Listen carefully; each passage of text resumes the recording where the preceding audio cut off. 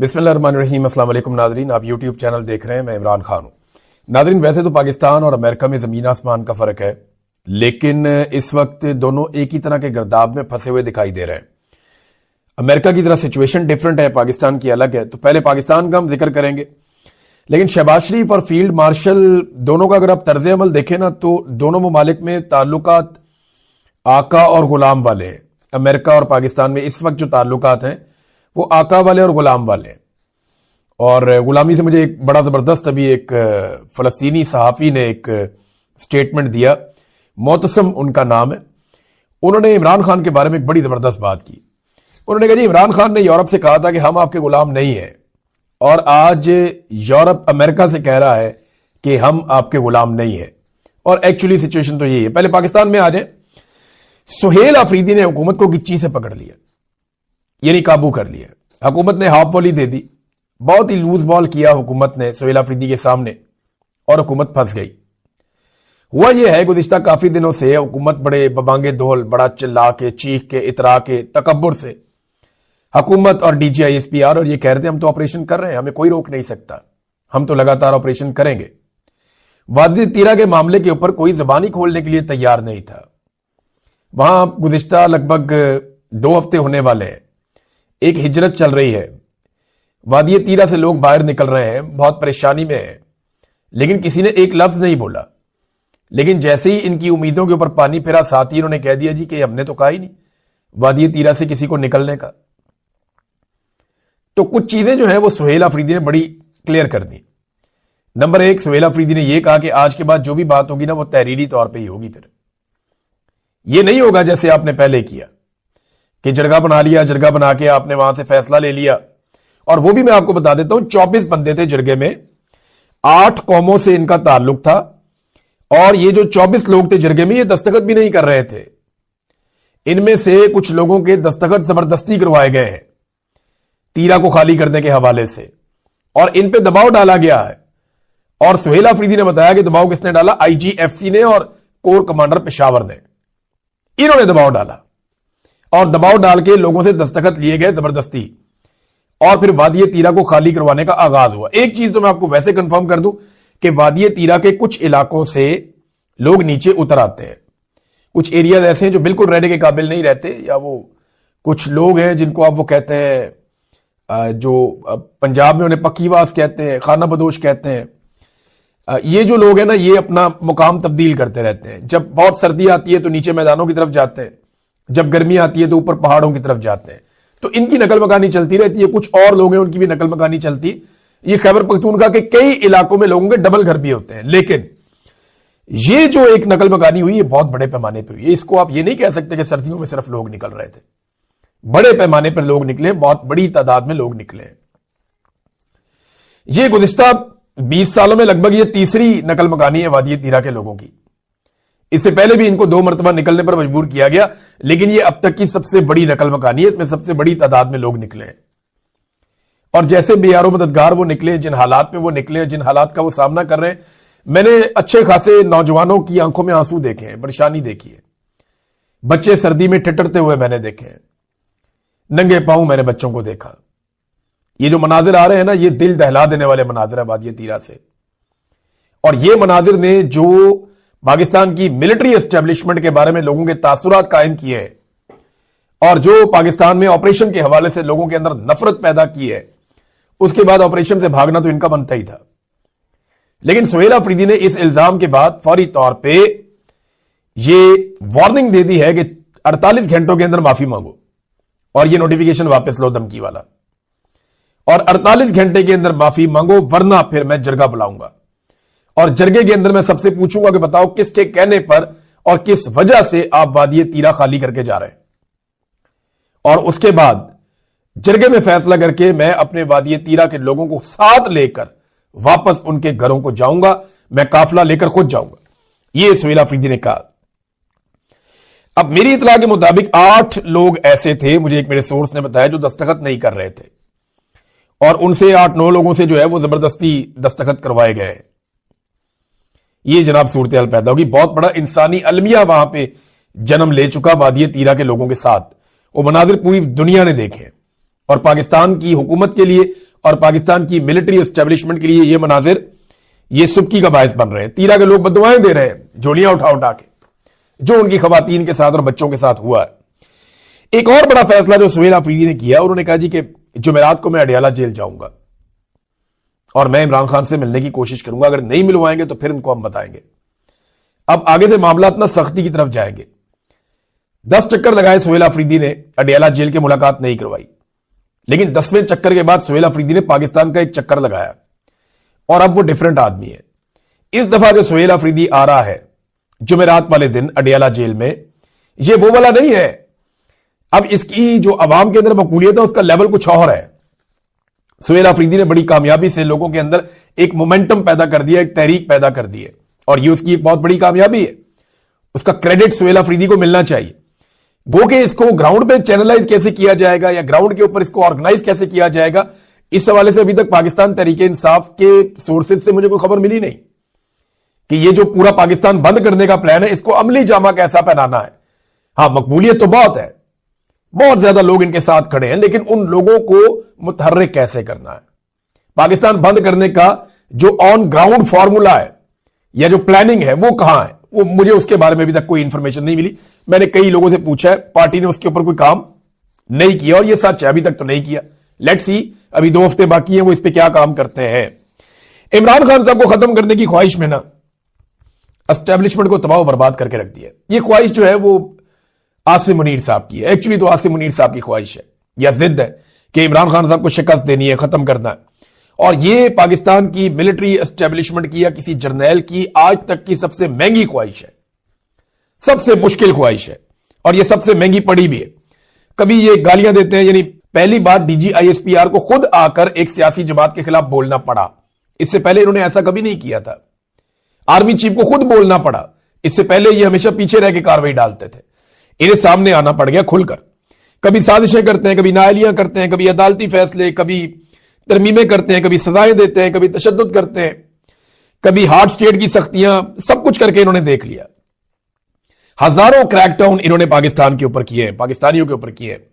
لاکھوں چھوٹی بڑی کارروائیاں انہوں نے کی ہیں، ہزاروں گرفتاریاں کی ہیں، مار کٹائی کی ہے، حتیٰ کہ نوجوانوں سے ان کے ووٹ کا حق تک یہ چھیننے کی کوشش کر رہے ہیں. لیکن میں ایک چیلنج کرتا ہوں، کس کو کریں؟ عاصم منیر صاحب کو میں چیلنج کرتا ہوں ایک، اور سادہ سادہ چیلنج ہے عاصم منیر صاحب کو. آج تک آپ نے عمران خان کے ساتھ نہ کوئی بھی فیئر گیم نہیں کیا. عمران خان کے سامنے عاصم منیر صاحب جب بھی آپ مقابلے میں آئے نا، آپ نے دھوکہ دیا، فیئر گیم نہیں کیا عمران خان کے ساتھ. اسے پہلے دھوکے سے نکالا، اس پر جعلی مقدمات بنائے، اسے دبانے کے لیے اس کی پارٹی اور خاندان کو تکالیف دی، اس کی بیوی اور بہنوں تک کو نہیں بخشا، اس کا پورا الیکشن چوری کر لیا، اس کی مخصوص نشستیں بھی چھین لی، ہر طرح کی دھاندلی اور بے ایمانی کر کے دیکھی ہے عمران خان کے خلاف. اگر یہ گیم فیئر ہونا تو میں ایک دن کی بات کر رہا ہوں، زیادہ نہیں کر رہا. ایک دن آپ عمران خان کے ساتھ فیئر گیم کھیلیں، عمران خان آپ کو اور آپ کے سارے حمایتیوں کو ایک ساتھ شکست دے دے گا شام ہونے سے پہلے. ایک دن اس کے ساتھ فیئر میچ کھیل کر دیکھ لیں. اس کے ہاتھ پاؤں باندھ کے، اسے جیل کے اندر بند کر کے، جعلی مقدمات بنا کے، عدالت کو، میڈیا کو، ہر چیز کو یرغمال بنا کے پورا قابو کر کے اس سے لڑے بھی تو کیا لڑے. وہ پولیٹیکل آدمی ہے. جو آپ نے اس کے ساتھ کیا یہ فیئر گیم نہیں تھی. اس کے ساتھ ایک دن کی فیئر گیم کھیلیں، میں چیلنج کرتا ہوں وہ صبح سے شام نہیں ہونے دے گا، اور وہ شکست آپ سب کے ماتھے پہ لکھ دے گا. اس نے جیل سے بیٹھ کے پاکستان کی اسٹیبلشمنٹ کے ماتھے پہ اس طرح کی شکست لکھی 8 فروری 2024 کو کہ وہ کبھی نہیں مٹے گی. اب وہ پاکستان کی تاریخ کا حصہ بن گئی ہے. لیکن ایک چیلنج اور ہے، آپ اس ظلم کو، جبر کو، فسطائیت کو جو آپ کر رہے ہیں اس کو ڈبل کر لیں، 4 گنا کر لیں. آپ پھر بھی عمران خان کو توڑ نہیں سکیں گے، آپ عمران خان کو ہرا نہیں سکیں گے. آپ آج تک بارنگ بلوچ کو نہیں توڑ سکے، آپ سنم جاوید کو نہیں توڑ سکے، آپ 70 سالہ یاسمین راشد کو نہیں توڑ سکے، آپ فلک جاوید کو نہیں توڑ سکے، آپ ایمان مزاری کو نہیں توڑ سکے، آپ عمران خان کی اہلیہ بشرا بی بی کو نہیں توڑ سکے، آپ عورتوں کو نہیں توڑ سکے، بچوں کو نہیں توڑ سکے. آپ عمران خان کو توڑیں گے، سوال ہی پیدا نہیں ہوتا، وہ آپ سے نہیں ٹوٹے گا. ڈبل، 4 گنا، 6 گنا ظلم کر کے دیکھو، نہیں ٹوٹے گا. ہو ہی نہیں سکتا کہ وہ آپ سے ٹوٹ جائے. وہ آپ کو شکست دے گا. تھوڑا سا اس کو گراؤنڈ دے دیں، تھوڑا سا فیئر گیم ایک دفعہ کر کے دیکھ لیں. تھوڑی سی بےایمانی اور جو زیادتی ہو رہی ہے اس سے نکل کر کھیل کر دیکھیں, گیم کے رول سب کے ساتھ ایک جیسے کر کے دیکھیں, پھر دیکھیں عمران خان کیسے شکست دیتا ہے. لیکن اگر آپ یہ نہ بھی کریں گے نا تو وہ ایک دن آپ کو شکست دے ضرور دے گا, کیونکہ اس گیم میں جس دن یہ 25-26 کروڑ پاکستانی اتر گئے نا, اس دن یہ گیم یک طرفہ ہو جائے گی. پھر گیم کے رولز بھی وہی ہوں گے جو پبلک ڈیسائیڈ کرے گی, اور گیم جائے گی بھی اس سمت میں جدھر پبلک اس کو لے جائے گی. اور ایک چیز میں اور کہنا چاہتا ہوں کہ آپ دھنستے جا رہے ہیں, یعنی جو کچھ بھی پاکستان کر رہے ہیں نا بورڈ آف پیس میں, اور ابھی تو استحکام فورس کے اندر بھی جانا ہے, فوج کو بلاوا آئے گا, ڈونلڈ ٹرمپ بلائے گا, پھر آپ کو جانا پڑے گا. ہم نے پہلے کہا تھا کہ آپ اس کا حصہ بنیں گے, سارے لوگ کہہ رہے تھے پاکستان, نہیں جی نہیں, کہاں بنیں گے, بن گئے نا حصہ. ہم بتا رہے ہیں کہ پاکستان کی فوج کو بھی اگر ڈونلڈ ٹرمپ بلایا تو جانا پڑے گا. بہت مشکل ہے کہ آپ نہ جائیں. خان سے بچنے کے لیے ہر دروازے پہ دستک دی ان لوگوں نے, اور اب جن دروازوں پہ دستک دی ہے نا, انہیں نہ کہنے کی ان کے پاس گنجائش نہیں ہے. ناظرین, بورڈ آف پیس کے حوالے سے جو یورپی ممالک کا موقف ہے نا, وہ فلسطینیوں کے حق میں ہے. یعنی وہ کہتے ہیں کہ فلسطینی اپنے مستقبل کا فیصلہ کریں گے, لیکن پاکستان نے یہ نہیں کہا. ہے نا عجیب بات. یعنی یورپی ممالک Spain, Italy, France, Germany, Poland, Norway, Denmark, یہ سارے ممالک کیا کہہ رہے ہیں؟ برطانیہ, یہ سارے ممالک کیا کہہ رہے ہیں؟ کینیڈا, یہ کیا کہہ رہے ہیں؟ یہ کہہ رہے ہیں کہ یہ حق فلسطینیوں کا ہے کہ وہ اپنے مستقبل کا فیصلہ کریں. لیکن پاکستان یہ نہیں کہہ رہا. وہ سارے یورپی ممالک جو امریکہ کے اتحادی تھے وہ یہ کہہ رہے ہیں, پاکستان نہیں کہہ رہا. دنیا کے کسی ایک اسلامی ملک نے پاکستان کی طرح بورڈ آف پیس میں شمولیت پر سیلیبریشن نہیں کی, بلکہ انہوں نے تو اپنے حکمران بھی نہیں بھیجے, جو ان کے مین حکمران ہیں ان کو بھی نہیں بھیجا انہوں نے کہ وہ جا کے اس کے اندر شمولیت اختیار کریں. بات دل نخواستہ, بس خاموشی سے انہوں نے کر دیا کہ ٹھیک ہے دیکھتے ہیں, یہ بھی کر کے دیکھتے ہیں. پاکستان نے تو اس کو ایسے سیلیبریٹ کیا جیسے پتہ نہیں انہوں نے فلسطین کی ریاست قائم کر دی ہے, یا کشمیر کو آزاد کروا دیا ہے, یا بھارت سے اپنا پانی چھڑوا لیا ہے. یہ تو سیلیبریشن کے موڈ میں چلے گئے تھے, کہہ خوشیاں, انجوائمنٹ, ان کے چہروں کی تمتماہٹ کنٹرول نہیں ہو رہی تھی اس وقت. تو پاکستان واحد ملک ہے جس نے اس کو سیلیبریٹ کیا ہے. اب ڈونلڈ ٹرمپ جو ہے, اچھی بات یہ ہے کہ وہ ایک بہت سیدھا اور سٹریٹ فارورڈ آدمی ہے. ڈونلڈ ٹرمپ نے جو کرنا ہے وہ کہتا ہے. ڈونلڈ ٹرمپ نے کہا میں اسرائیل کی مدد کروں گا, وہ ڈنکے کی چوٹ پہ کرتا ہے. ڈونلڈ ٹرمپ یہ کہتا ہے کہ میں اسرائیل کو بچاؤں گا, اسرائیل کا سب سے بہترین ساتھی ہوں, وہ اس کو ثابت کرتا ہے. وہ زبردست طریقے سے چلتا ہے, جھوٹ نہیں بولتا. تو ڈونلڈ ٹرمپ جو ہے, جو مالک ہے اس سارے بورڈ کا, جس کے بعد اکیلے کے بعد اختیار ہے کہ وہ ہاں کہے تو ہاں, نہ کہے تو نہ. اب وہ ڈونلڈ ٹرمپ جو ہے وہ یہ کہتا ہے کہ میں نے بورڈ بنایا تاکہ حماس کو غیر مسلح کروں یا اس کا صفایا کروں, جبکہ ہمارے پاکستانی یعنی وہ ہمیں دھوکہ دے رہے ہیں.